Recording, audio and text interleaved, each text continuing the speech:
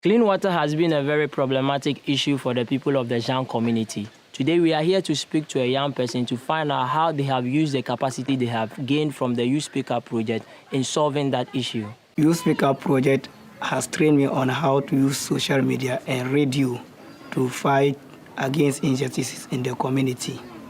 I took an issue of water crisis, which was a major problem in the community, to radio for discussion, and through that we were able to get the authority on board to provide the community with 3 mechanized boreholes.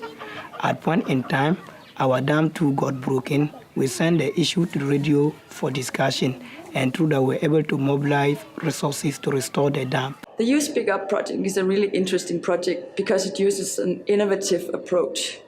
It combines several different media. We use radio, social media, and all the youth learn how to use it, not in a social way, but to make changes and to address injustices. And we can see now, after 2 years, things are happening in the communities. There's impact and changes are going on really well. In the Zhang community, we used to have problems regarding our source of good drinking water. We took the issue to one of the Youth Speak Up journalists who spoke about it on radio. Currently, as we speak, the Zhang community now has a source of good drinking water. It's so amazing to find out how the Youth Speak Up project is actually impacting lives and making a change in the northern part of Ghana. My name is Makati Magbati, a freelance journalist reporting for Our Tamale.